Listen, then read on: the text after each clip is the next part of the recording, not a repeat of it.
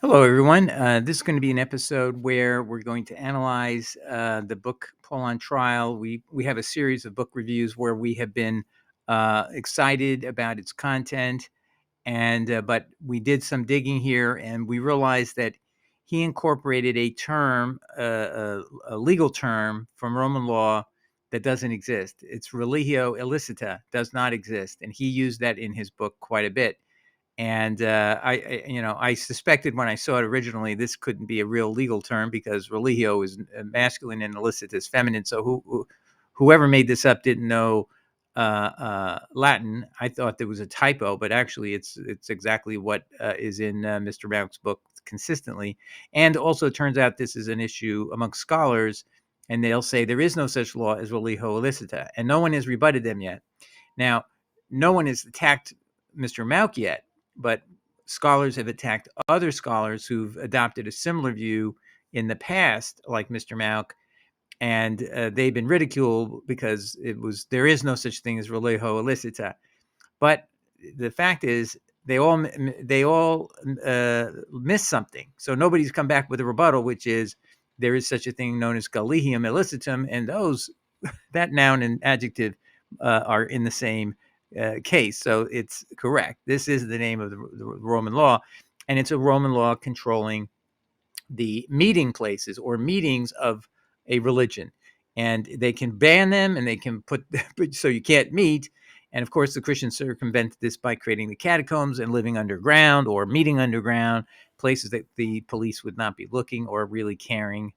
And anyway, I want us to make sure that we don't make this mistake because it's actually a very serious error because it shows a weakness that Mr. Mauck did not canvass all the literature enough to know that this was not the right term to use, and that's not good. So we're going to fix it and make sure that this is now the understanding. If you explain this to someone, say, "Oh, there was a meeting law that this is what Christianity didn't want to be outlawed in terms that they could not meet." It's very hard to operate a religion when you can't meet. You can't meet in a house. You can't meet anywhere. So it's obviously just as important as what Mr. Mauck was talking about, but it's just we need to be technically correct. We cannot let the Pauline side find one mistake that there's not an answer to, and the answer is this: Collegium, Illicitum, and I'll explain that now. Okay, so we're going to look first at an article that talks about this religio illicita idea, and it's entitled, it's a 2019 work called The Writings of Luke and the Jewish Roots of the Christian Way, an examination of the aims of the first Christian historian in light of ancient politics, ethnography, and historiography by Andrew Cowan and the Library of New Testament Studies, etc., London and New York in 2019. So what he, though, says, and he's writing 2019, and he's talking about scholars have had this issue about what's the audience of Luke, and they did not come across Mr. Mauck. They don't even seem to mention Mr. Mauck, and they don't even mention Mr. Human of 1720. They just have this idea, some of them did, that it was designed to win. Luke's intent was to win approval from Rome, that Christianity was just a very normative religion, very much like Judaism. So they've missed completely the very great points that Mr. Mauck had, and that's not even where they are. And then amongst the scholar, I mean, we're talking about these rarefied people who don't get down and read a book like Mr. Mauck's every day. They're looking and digging in old texts.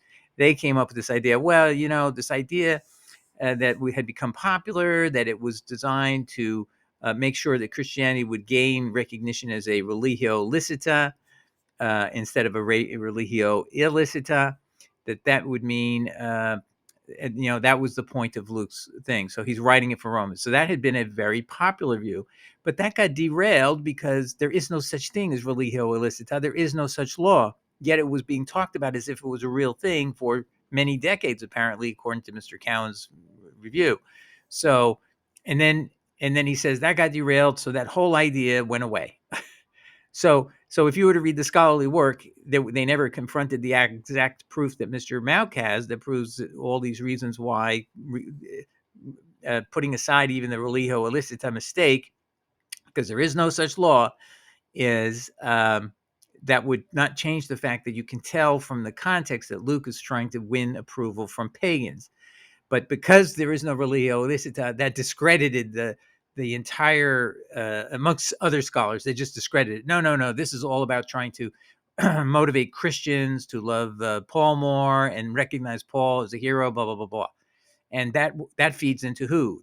So the Paulinists, the dispensationalists, who are also scholars, want to drive, would be motivated. Let's put it that way. I don't know each one of them. I'm just speaking generally. So their motive would be, let's make this all about Paul. And the other view is, no, this is about trying to win approval from pagans. But it all derailed over this issue of religio illicita. And then, according to Mr. Cowan, no one came up with the answer to that. And we have the answer, and we're going to give it to you today. And we're going to now review that. But first, I'm going to show you that what Mr. Mauck said about religio illicita. All right. So what we're going to look at is Mr. Mauck's use of religio illicita and illicita. And we're also going to suggest every time you see this, if you just said collegium, illicitum, or licitum, either way, it would be fine because that's the same meaning. It's just technically that's the name of the Roman law. And apparently the scholars who are being hyper technical found, hey, there is no such thing as religio illicita or religio illicita. And well, that's an easy one because those words don't even agree in Latin. One's masculine, one's feminine. So anybody would have known it was somebody made it up as a generic term for something else. And this is what it is. We'll see later. So anyway, this is how Mr. Mauck used it. And you'll see it makes no difference if we just replace it with collegium, illicitum, or licitum.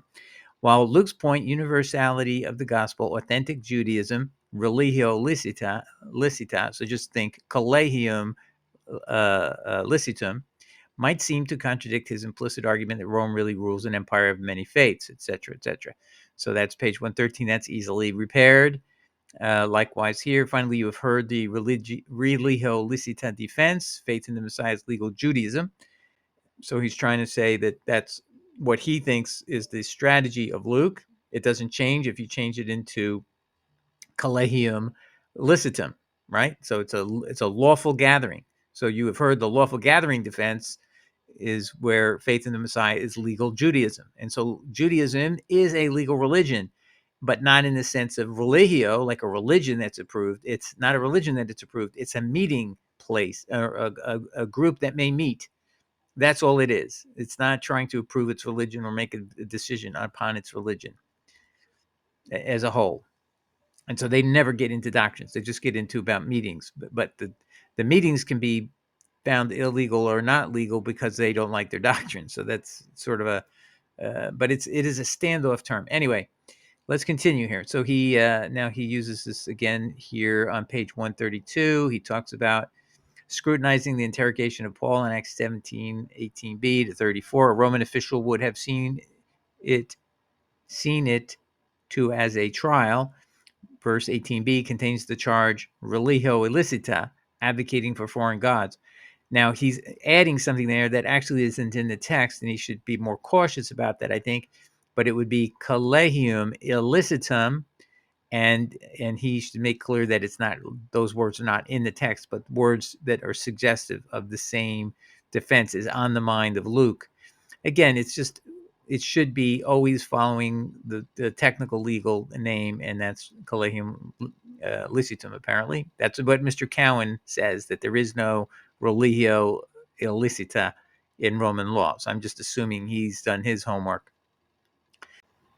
Okay, here's the next use of the term. Now, this time it's not religio licita, it's religio illicita. Again, you can see this is a made-up term because the terms don't agree in Latin. One's ending in O, one's ending in A. That's like apples and water versus vinegar. They're totally opposite. So anyway, he's saying again, rather the charge of the Roman law appears to be religio illicita.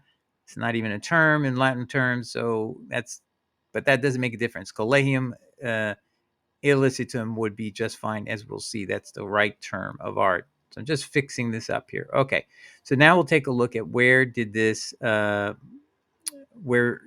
can we correct this from? What authorities can we do? We're going to use this article by Mr. Winter, as you'll see. And the funny thing is, Mr. Uh, uh, hold on. Yes, I think that's right. Mr. Mauck cites this. So had he read the article in more depth, he would have realized what he should have said is Collegium Illicitum. All right. So where did this article come from? How did I find this? Well, I went over to footnote 86 and he cited Bruce Winter, Gallio's ruling on the legal status of early Christianity, Tyndale Bulletin at 213. Here it is again from 1999. So he's citing that in this text, right? In this general text, footnote 86. It's somewhere in here. I can't see it at the moment. But anyway, I dug it up and that's how I found this article.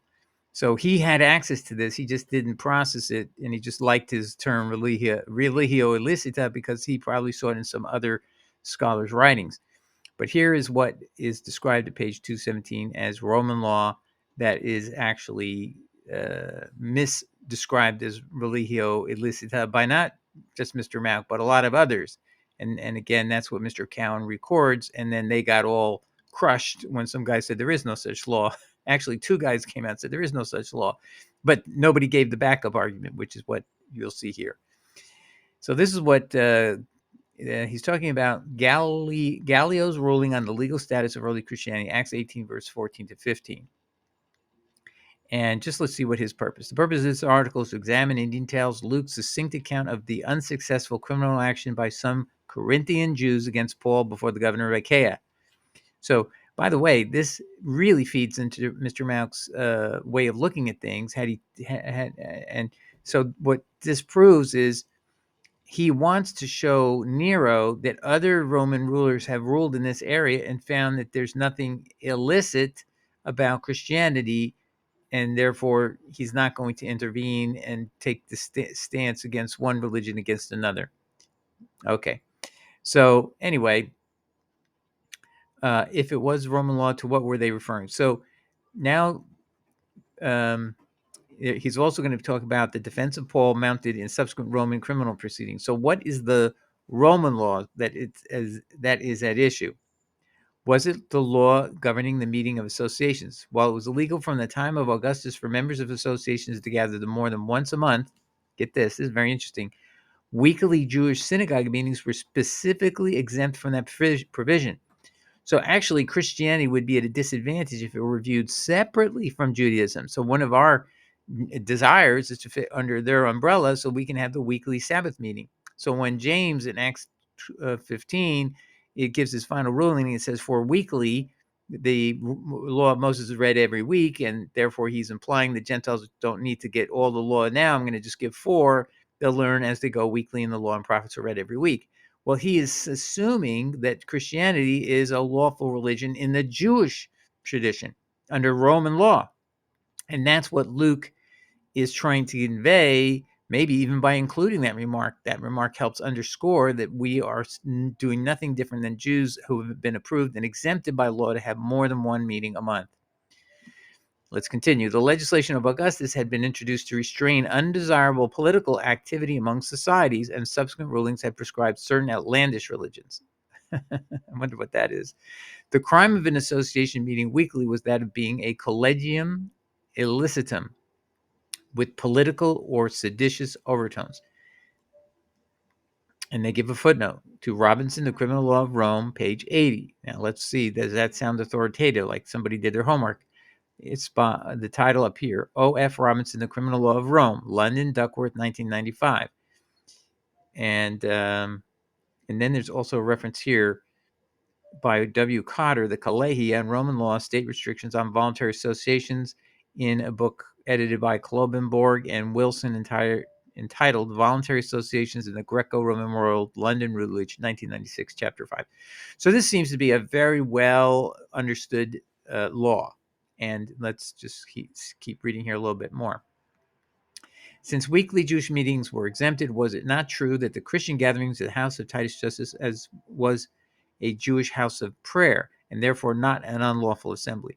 So you can see these issues have undertones, if you will, inside the book of Acts that Luke is trying to make sure that the Christianity that does survive isn't going to be left with just one meeting a week, because we have political activists like Paul who are getting the Jews riled up against us, and making a line that it's Christians against Jews, instead of what it really is it was just a misunderstanding, or some accusation against Paul that really shouldn't land on him, because Trophimus is the one who did the deed, going past the middle wall of in an uncircumcised state, defiling the temple. Paul didn't do that. He said, I was doing a ceremonial bath at the time. Don't blame me.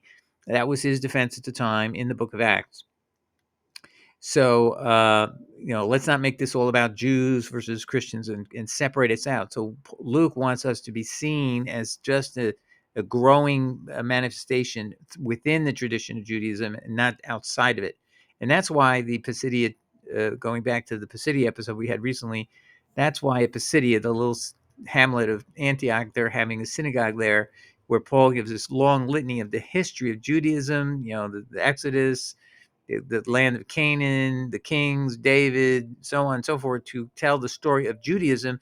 And now, in all the fruit of all time, the seed of David is born, and that is a promise within the law and the prophets. So the definitely the reader of this, as a Roman ruler, a magistrate, or Nero, are all going to conclude Christianity is not separate from Judaism. It's just a manifestation of it, even if it incorporates and is open to Gentiles. Okay, and then I think that's all we need to do. But it's mentioned. Oh, this is more text I found from that article. The crime of an association meeting weekly was that of being a Collegium Illicitum with political. Okay, so that's the same text I just read you. Okay, so that's all we need to know. I think that ends the issue. So if you are trying to argue this, try to amend the way you speak about it. It's not Religio Illicita, which doesn't make sense anyway in Latin. It's Collegium or Collegium Illicitum or Licitum. Either way, it's about the issue: are you a legal religion or are you an illegal meeting or a legal meeting? And if you can't meet, you can't really operate as a church, as any kind of assembly, synagogue, or church, whatever you want to call it. Wouldn't matter. The name doesn't give you any protection under the law. Okay, I hope that helps everybody get a better understanding of how to defend the review we made, the use we should be making of Mr. Mauck. And if someone comes with this criticism, know how to answer. That's the answer. We now know there is a law that we had to comply with, and the Romans could shut us down by not allowing any meetings, or even restricting us to one meeting a month. That would be like a killer. Okay, God bless everybody. Take care. Ciao. Bye.